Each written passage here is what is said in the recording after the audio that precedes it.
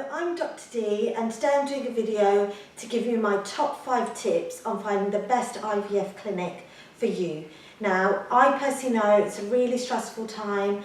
I'm currently going through IVF with my husband and I really want to help you so that you could have the best chance of having a little baby at the end of it all. So the main thing, and this is really important, is that you find a reputable clinic that publish their live birth rates per cycle for your age. Now, I cannot emphasize this enough, because if a clinic is keeping this info secret, you have to wonder why. The results obviously aren't that good because the top clinics are shouting this out from the roof.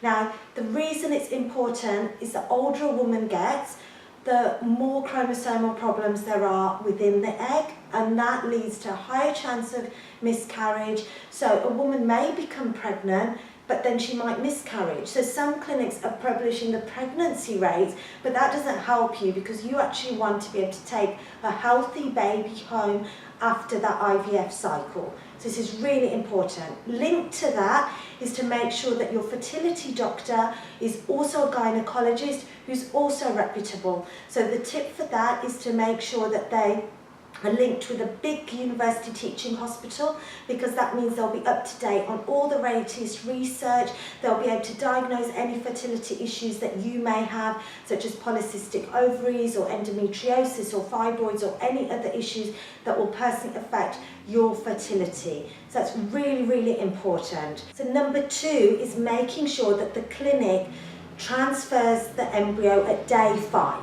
Now, by now, it becomes a blastocyst. So, I know it's all weird scientific terms that are hard to understand, but basically when the egg and the sperm, the egg becomes fertilised, then becomes an embryo. So lots of clinics are transferring these embryos at day 3.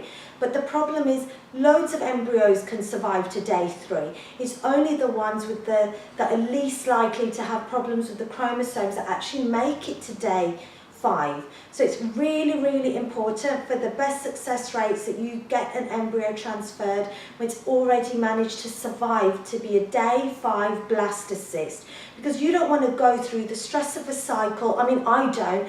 Stress of a cycle, waiting 2 weeks and then finding out it hasn't worked anyway because the embryo was put in as a day 3 embryo when it might not even have survived to day 5. So this is really important.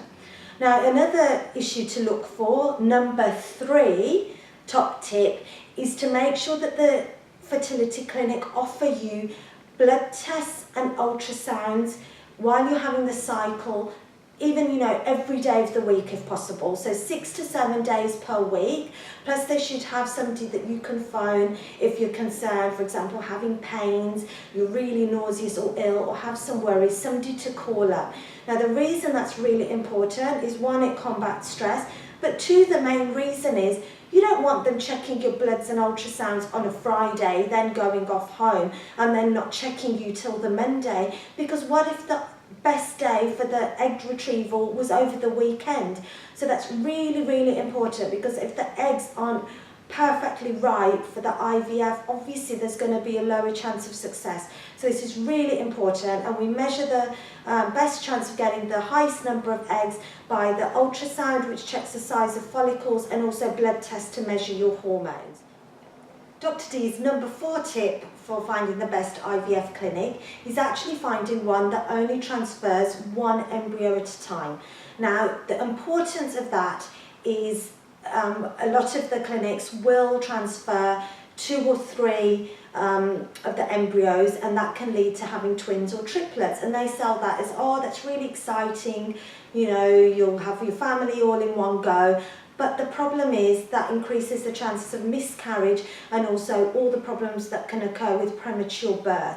So that's really stressful, can be really emotional. I've worked in the biggest kids hospital in Australia, and seeing some of these babies, born premature, is really difficult for the families to go through. So I think find a clinic that will offer a transfer of 1 embryo at 5 days and actually give you a better chance of success of taking home a healthy baby after the 9 months. Now, my fifth and final tip is to make sure that you go to a clinic that offers PGD testing. Now, this is pre-implantation genetic diagnosis. This is especially useful if you've had some sort of chromosomal abnormality in any of your relatives, if there's some sort of illnesses that you know in your family, such as Duchenne's muscular dystrophy, or if a woman is simply older, because the older we get, I'm 38, same for me, the higher chances of having chromosomal abnormalities within our eggs. So the advantage of testing the embryo before implantation is, one, it gives your body a chance to settle down after all the IVF hormones you've been given.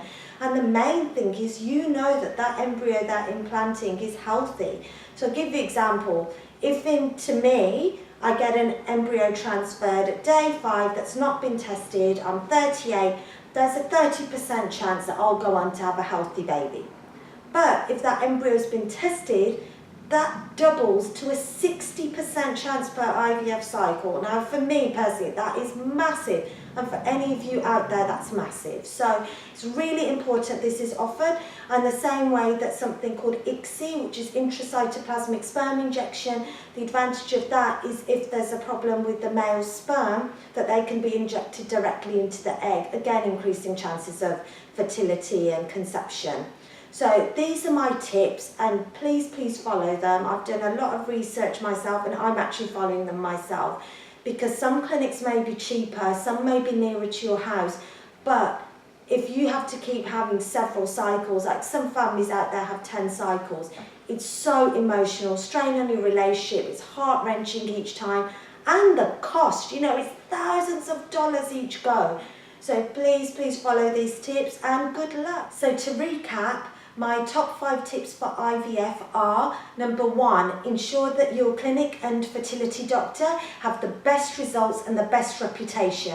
Number 2, make sure that they implant day 5 embryos, also known as blastocysts, to give you the best possible chance of success. Number 3, make sure that they offer daily blood tests as well as ultrasounds throughout your IVF cycle, so that you can get the best day for your egg retrieval for the best chance of success. Number 4, make sure they offer single embryo transfer, because the chances with twins are much more risky. And 5, ensure that they offer PGT, which is basically pre-implantation genetic testing, to make sure that the chromosomes are normal in the embryo they transfer. So, okay, this is really important. It's stressful, expensive, and you want the best possible chance of success. If you found this video useful, please like and subscribe. If you want to know any other information on fertility, pregnancy or health, then please check out my other vlogs and website drdee.com. And also, obviously, you can send me messages via my website or my Twitter and Facebook. See you next time, and bye.